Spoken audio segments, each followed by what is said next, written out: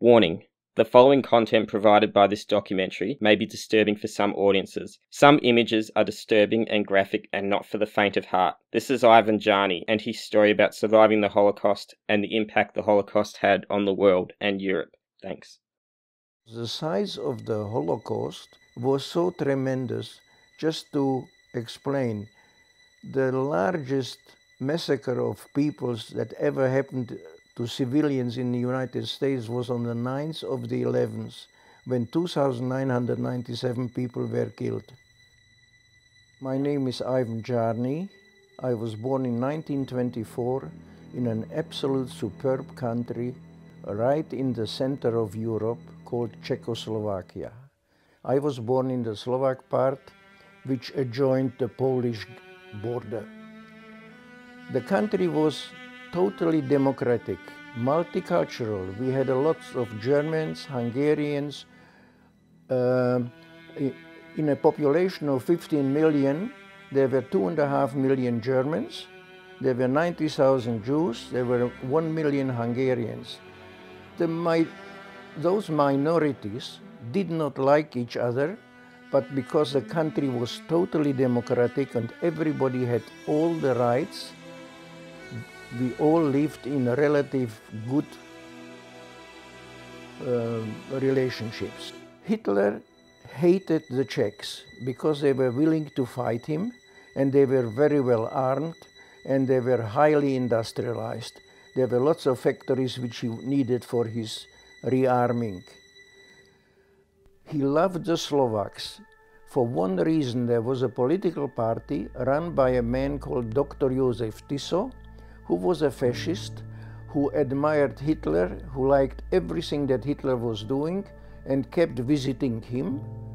And Hitler, on those visits, told him that he was going to destroy Czechoslovakia, but that he would separate the Czechs from the Slovaks, and that he would give Slovakia independence as long as they did what Hitler wanted them to do. Well, the president of Slovakia said, "That's fantastic, yes. What I want you to do for me is get rid of the Jews. I hate the Jews, get rid of them." And Hitler said, "Well, I'll get rid of them, but it will cost you money." We all lived under this terrible threat that we can be deported. And the president clearly said to us, only those Jews who are necessary for our government and for the war effort will stay. The others will be deported. Now, my father had a school friend who at that time still had a large leather factory. And in that leather factory they were making things for the German army, like saddles for their horses, harnesses, and various other things. And my dad got me a job there that was in a nearby town, about 80 kilometers from where we were. And I went there and I became apprentice there. And there were several other Jewish people who were also working there. My father's friend, because he was working for the war and for the German army, he was protected from being deported.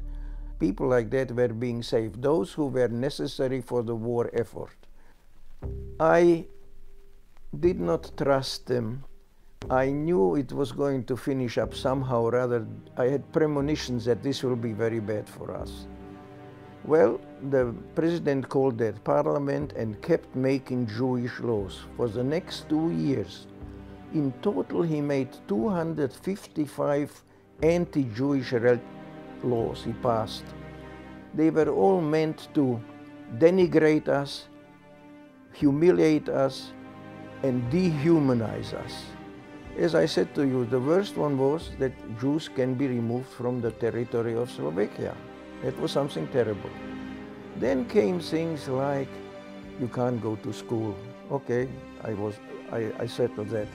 Then came other things. If you had a business, You had to take a person whom the fascists appointed, teach him everything that you knew, and the moment the non-Jew, that means they used to call them Aryans, the moment the Aryan thought that he knew how to run this business, the Jew was no longer protected, he was thrown out, and he was also subject to deportation. The next one was 2 weeks later. Jews can no longer associate with Aryans. That means my friends stopped greeting me, and I became very isolated. The next one was Jews cannot intermarry, no matter what. The next thing came another 2 weeks. I'm talking now of what happened in the next 2 years. Jews can no longer own any bicycles, any motorcycles, nor cars. My uncle had a car, my dad had a motorcycle. The guard took it, and that was it. Another law came into being 2 weeks later. The Jews can have no longer cameras. They may photograph military objects and become traitors. So we gave the cameras. The next thing was Jews can no longer own passports. So you lost your passport and the ability to remove yourself from the country. Another law came, Jews cannot enter picture theaters.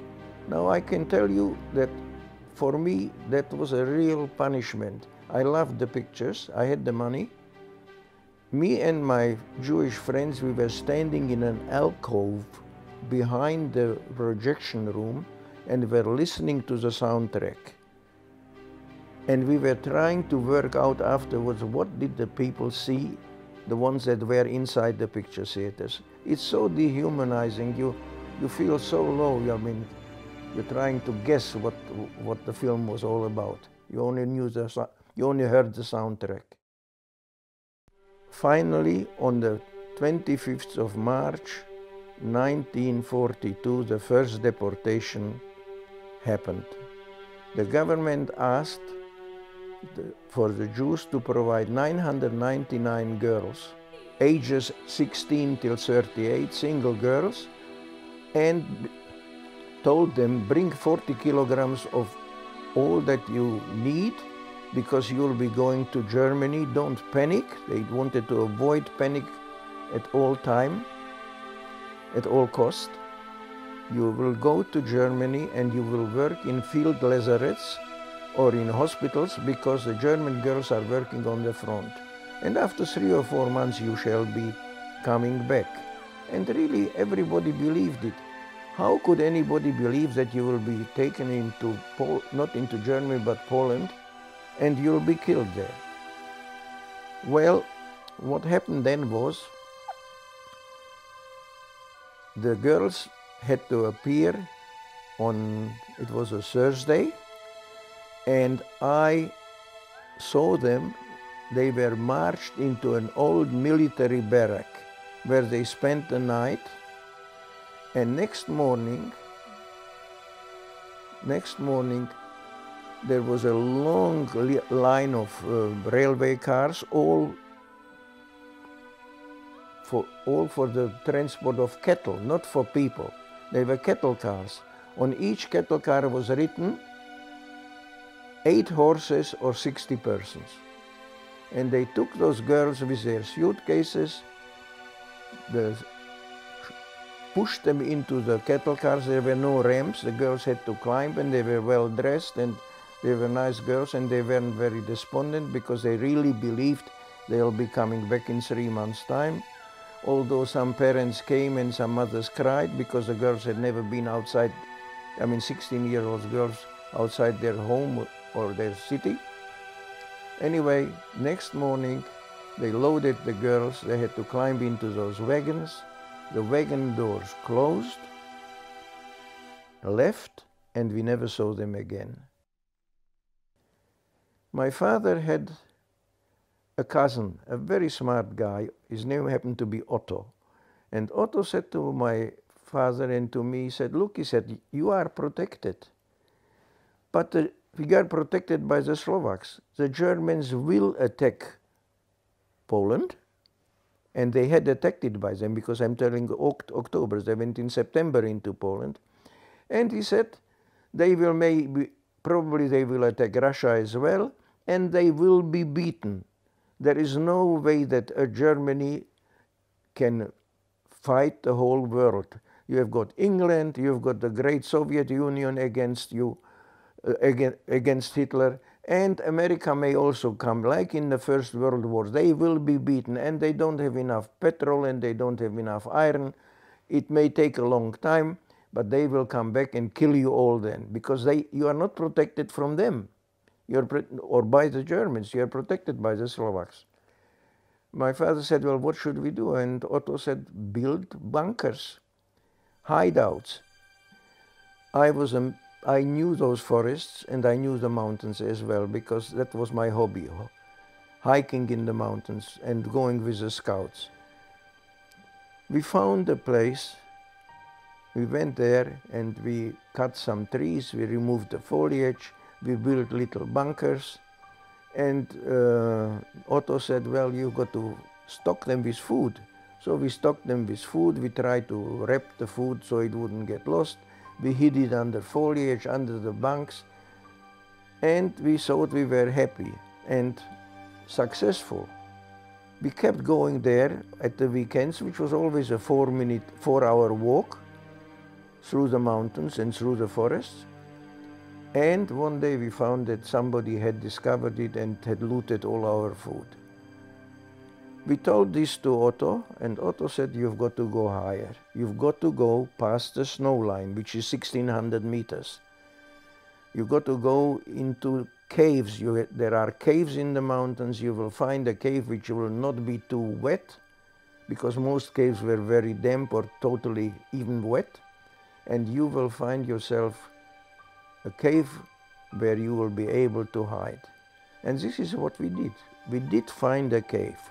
And then, according to what Otto said, we started to stock it again. Now, it was easy to stock things like sardines. It was easy to stock oil in cans. It was easy to stock vegetables, jams, and so on in tins. But you need things which must never get wet. Matches, candles. If a wick gets wet, just damp, it will never burn, no matter how much wax it has got. You need flour. Flour needs to be packed dry. Anyway, my mother was very resourceful. She found a way, because plastic had not been invented by that time. And she found a way of packing things in impregnated cloths with wax.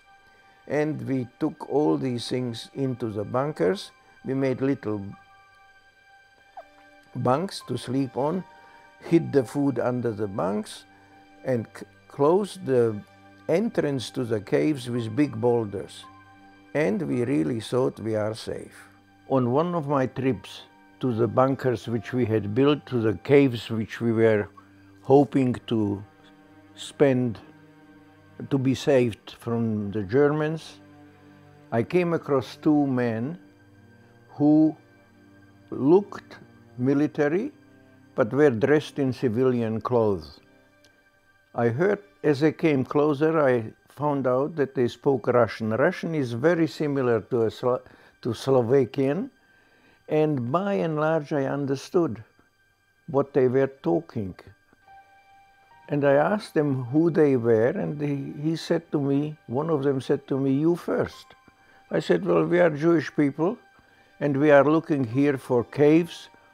I didn't tell them that we already had found a cave to hide, because the Germans may be coming and retreat from Russia, on their retreat from Russia. I said, "Who are you?" He said, "We are military officers of the Red Army. We were airdropped into your territory. We're here to prepare an uprising and to make it as painful for the Germans as what they have done to our country. As you know, we have beaten the Germans at Stalingrad. 100,000 of them were taken as prisoners into Siberia, and we killed another 100,000. Their southern front will be retreating through Slovakia. So we need to find people who will be on our side, and we also need to have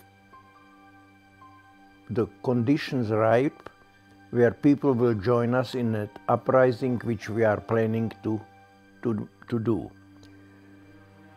I said, well, I knew of some people in the villages, and at night time I took these Russian people to meet those Slovaks which were on their side. They were against Hitler. And these people gave them food, and the Russians were quite happy. And I visited their bunkers several times later on, and I found that almost every night some more Russians were dropped by parachutes to join them. The uprising in Slovakia started in August 1944. I heard about it, and I took my family into the cave which I prepared for them. And that was my mother, who was 41 years old, my sister, who was 14 years old, my uncle, my auntie, and their 6-year-old boy, my cousin. And I also took one of my friends, the one that taught me how to make saddles. He was one of my very best friends all my life. I settled them in the cave and kept going and meeting the Russians. And one day I met two terribly bedraggled men. They looked something shocking, and they were screaming, "Du pain, du pain. Nous avons faim, we are hungry, we are starving, we need bread." I introduced myself and I said, "Who are you?" And they were French people. I said, "How did you come to Slovakia?" They told me they were taken prisoners of war in 1940 when Hitler destroyed France, and that they were sent as slave laborers into an ammunition factory not very far from where I met them, about 100 kilometers. The partisans had freed them, but they were now without food and without language, and they were totally lost in the forests. And they need food. Well, I said, "I can't help you. Do you have a leader?" And they said, "Yes."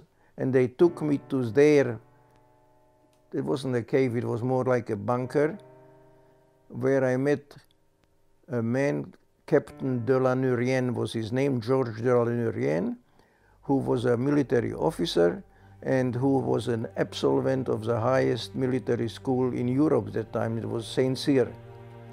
And again he told me they have to eat, and I had to reply, "I really cannot help you, but I know of the Russians who are here. Maybe the Russians will help you." So I took Captain de la Nurienne and his second in command about 8 or 9 kilometers away into the Russian bunker, Russian cave. And there I introduced them to Colonel Velichko, who was the leader of all the Russian partisans. By that time they were quite a group. And Velichko says, "What do they want from me?" I said, "Well, they want food." He says, "Yeah, and what are they willing to do for it?" And I asked de la Nurienne, and de la Nurienne said, "Look," he said, "Germany occupied us, they destroyed us, we are their enemies, we want to fight on your side. But we need food." And Velichko says, "Now you're talking." And I saw to myself, I've done my duty. I'm going back to live in the bunker where my family was. And Velichko says, "No, no, no, no, no." He says, "We need you here. You speak both languages. You're the only one." Well, I went back to the bunker and told my mom, "Mom, I've got to leave you." Velichko said not only that he needs me, but he also said he expects me to do my duty in the war as well, to be on their side and do something. And at the moment, I help you with food which I get and scrounge from the Russians, because the Russians made forays into the villages at night. And maybe with the French now, there will be more food because they too will be going into the villages to get food. Well, Mom very reluctantly agreed, and this was happened. My family stayed in the bunker. I supplied them with food whenever I could and visited them, but I spent my days between the Russian and the French bunkers or caves. I have to tell you what happened in the bunkers. My mom was very, very unhappy. They had the basic food, but they couldn't wash. There was nowhere to wash. It was in the middle of the snow. They had no wash basins. My mom had developed a bad eczema on her thighs and on the inside of her arms, which was very itchy. You couldn't make a fire because if you made a fire, the smoke would give you away. The Germans or the fascists would come and blow up the bunker, which they did. Many people took the risks. The only time you could make a fire was when there was heavy fog or when it was snowing. You cannot imagine. You could not go to the toilet. The toilet was, you had to walk uphill through heavy snow, 20 meters behind your cave, and relieve yourself there. Can you imagine my mom, 41 years old, trudging through half a meter of snow? My 6-year-old cousin had to be carried, and toilet paper. It was so degrading, so difficult for them to live there. And Mom came to me and she said one day, she said, look, I would give anything. Find us a place where we can live for a few days like normal people, human people, where I can wash. And I said, I will try. And I knew a forester. His house was the last house in a village called Ilanovo.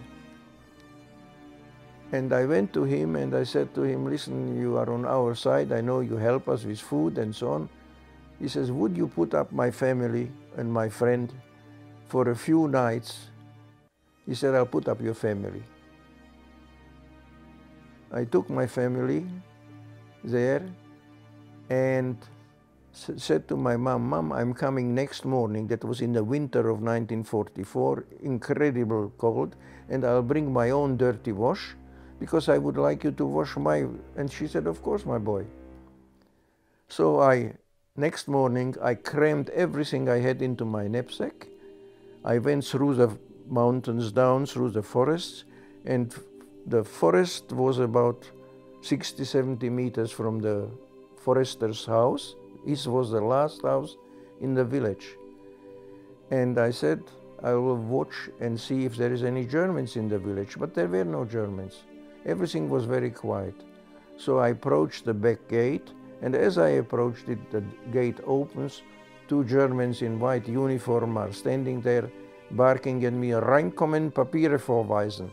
Come in and show us your papers. I don't know what made me do it, but I turned around and started to run with my knapsack on my back. And they started to shoot. I cannot tell you, I felt and heard the bullets whistle past me, and all of a sudden I was thrown face forward into the snow. I thought I have been hit and or maybe killed. But then I wiggled around and I saw, no, I'm okay. And I looked back and I saw the German shouldering his gun and coming towards me. Something made me to get up. I unbuttoned my coat, threw my coat and my knapsack down and started to run. And he started to scream, bring the Hunde, bring the dogs. There was a little brook running through from the forest to where I was, and I ran into that brook. There was very little water, icy cold and slippery stones. I jumped from stone to stone to stone and ran for my life into the deep forests. Now I have to tell you what happened to my family. They were all cold, and also my friend.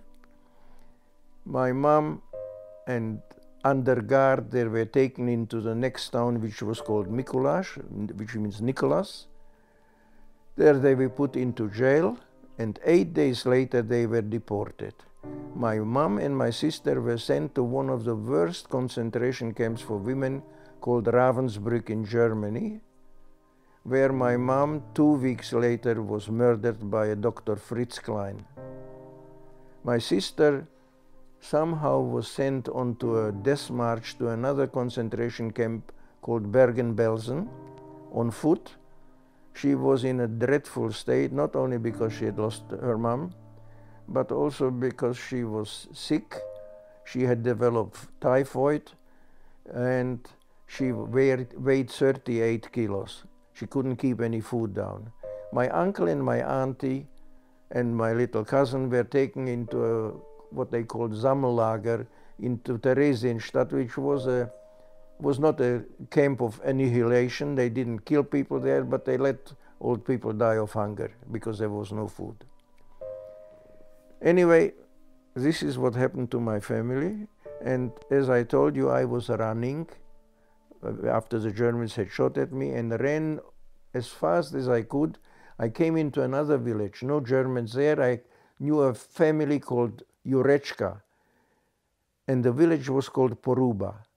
I went into Poruba, I went over the back fences, jumped, and went into the house of the Jurečkas, and I was totally puffed out and told them that I'd lost my family and what happened to me, that I'd been shot at. And Mrs. Jurečka, Susanna, said, look, don't worry, it's not so bad, something will happen. There is no Germans here, sit down. And she brought me warm, clean socks, which I put on. She made me a warm soup, and I'm spooning the soup. And as I'm spooning the soup, I'm looking through the window and I see the Germans marching into that village as well. You cannot imagine, I said, listen, I'm a Jew, I've got a gun on me, I had my pistol, and I'm a partisan. When they catch me here, I have to get out, let me get back into the forest, because all of us will be shot. And Jan said, you're not going anywhere. He took me up to the loft, and he had built a secret room in the loft, and he told me to climb in through an opening, and said to me, stay very, very still. So I stayed there, took off my shoes, and looked around. It was a room about 2 by 3 meters, very small. There was a mattress filled with straw on the floor. There was a table, a small table on which there was a New Testament. There was a sewing machine in the corner. There was half of a smoked pig hanging from the rafters on a hook. And there were 2 buckets. One bucket was filled with water, and the other bucket was empty. I took off my shoes, sat there very quietly, and tried to work out about the buckets. And I worked out that the second bucket must be my toilet. And I used it. I sat there very, very quietly and read the New Testament, which I'd never read before. And I heard the Germans in the house screaming, Alte Hexe, gib uns was zu essen, old witch, give us something to eat or we will eat you. And they were carrying on and drinking, but around 10:30, 11 at night, they got quiet, they started to sleep. And around midnight, I hear scratching on the roof, and Jan Jurečka was outside, on his side of the loft. He brought me fresh water, he brought me soup, he brought me bread, he brought me a knife so I could cut myself some ham from the pork, from the pig, and he took my toilet bucket. Now you cannot imagine the danger that that man was in. The toilets were behind the house. If one of the Germans staying there would have seen him with a toilet, he knew the game would have been up. He knew that Jurečka is hiding somebody. Everybody would have been there, would have found us, would have found me, and they would have killed everybody. Somehow or other, lucky old Ivan, I was lucky, and nobody woke up. And he did that for 3 nights. I was there 3 nights. On the 4th morning, he comes and he quite loudly says, the Germans have retreated, they're out of the village, you can get out. So I got out. I thanked him from the bottom of my heart for saving my life and said, I'm going back to the partisans to do my job. Liaison man between the Russians.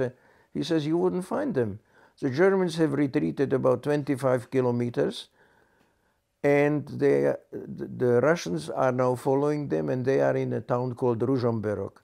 I said, well, I'll find Ružomberok. He says, you wouldn't because they're in the forest. I know it.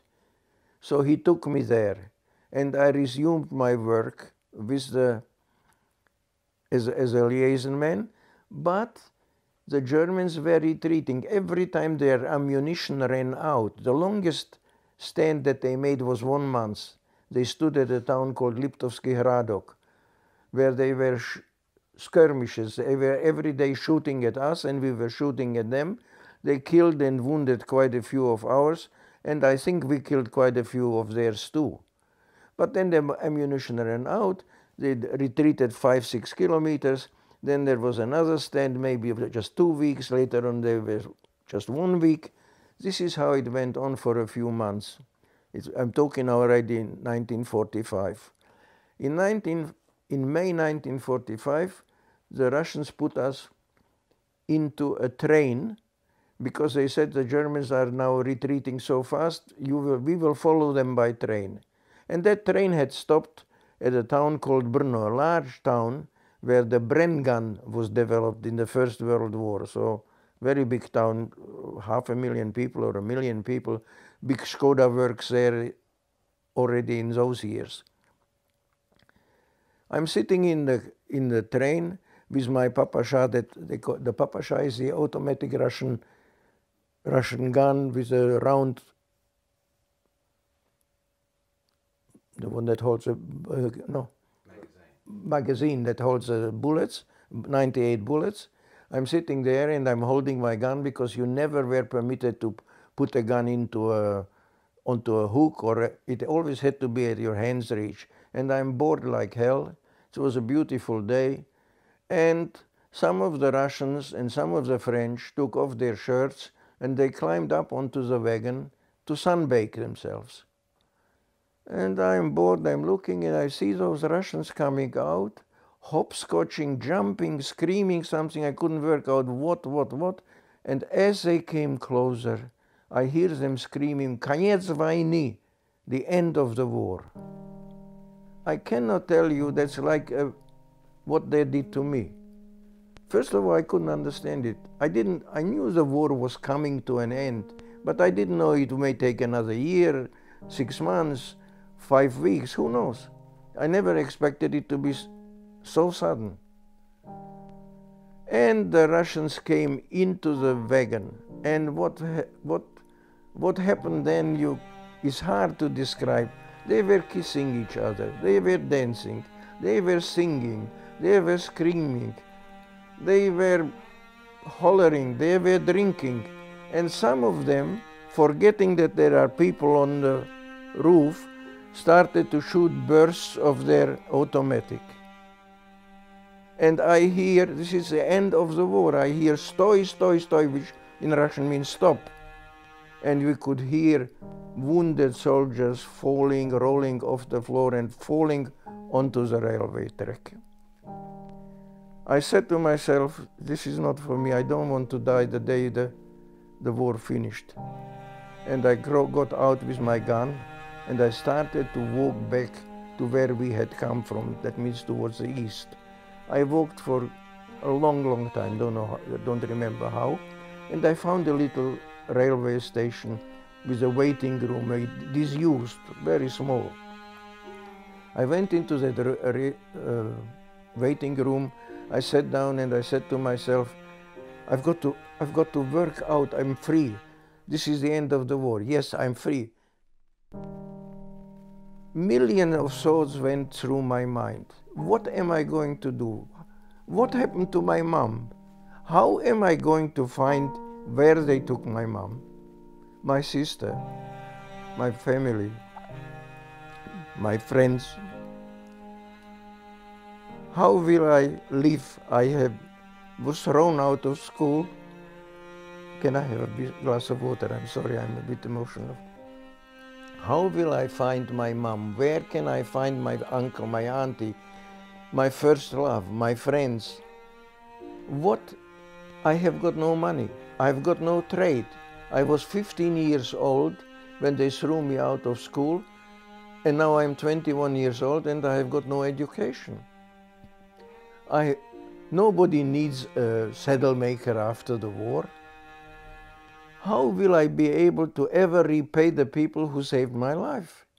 Will I be able ever to hit back those who destroyed 6 years of my life? A million and millions of thoughts went through my mind. I can't tell you that it is so hard to tell what one feels in such a moment, possibly impossible. And anyway, next morning I put on my knapsack, I dismantled the gun, threw it under an old rug, which I found under the bench where I was sitting, and I walked back to the town where I was born, and that's my story.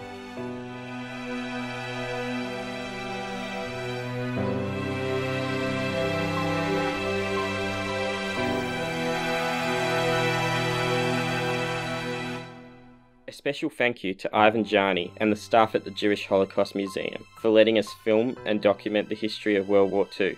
We hope that we have been diligent in our research, and we thank everybody for watching.